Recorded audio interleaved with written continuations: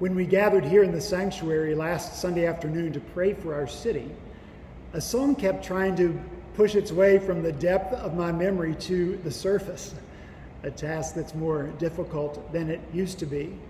But slowly, line by line and note by note, the entire song emerged. It's actually just a chorus. And these are the words: "Love's the flag flown high, or the castle of my heart, or the castle of my heart, or the castle of my heart.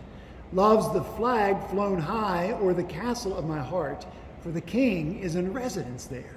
So let it fly in the sky, let the whole world know, let the whole world know, let the whole world know. So let it fly in the sky, let the whole world know that the king is in residence there." And so I asked the Lord, why this song when I'm trying to pray? And this is what I think the Lord was saying to me. He was saying, Craig, this song is your prayer. In the midst of all the turmoil that's going on, keep my flag flying high. Stay under my banner. Keep Redeemer under my banner. Follow me where I lead you with that banner. So I want to remind us now that because God so loved the world, he sent Jesus. And by the power of his Spirit, Jesus comes to dwell in the hearts of all those who accept him by faith.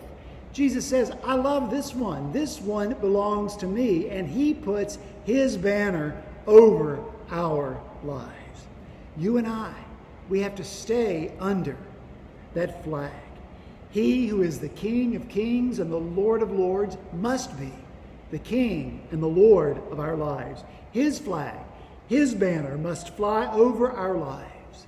Christ must become the cause, our purpose, our motivation, our good and sufficient reason for all of our being and for all of our doing.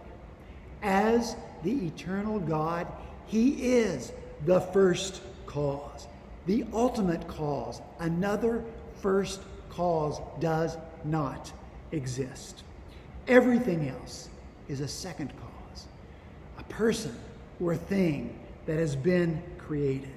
Second, but important, God works through second causes to accomplish his good and perfect will, but nonetheless, they are second causes.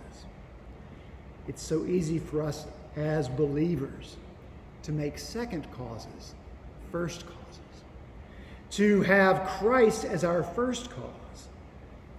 The first cause, in some way, doesn't seem causey enough to us. It doesn't seem tangible enough to us.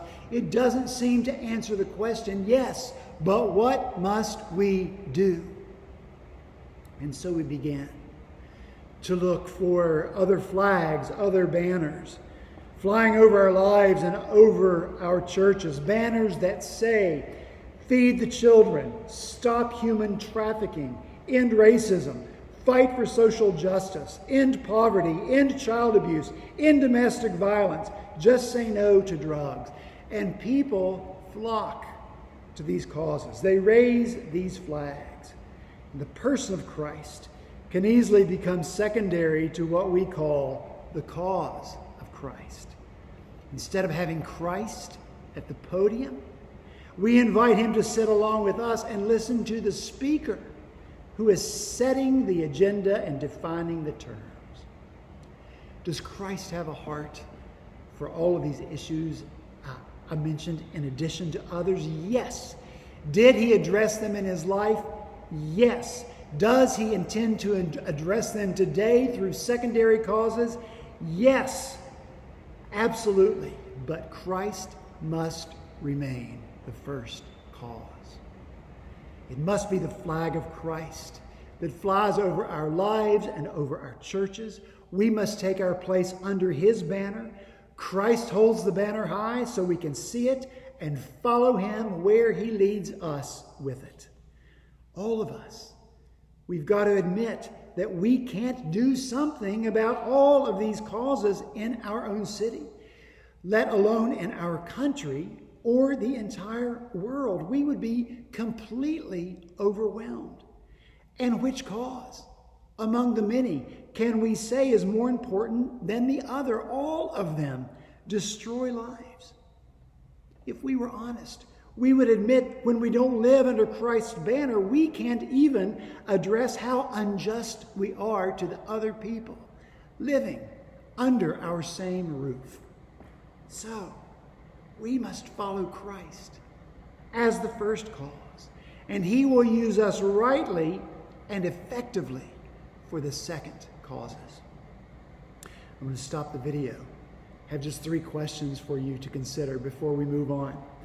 The first one, what do you think it looks like to fly Christ's flag or to acknowledge him as the first cause?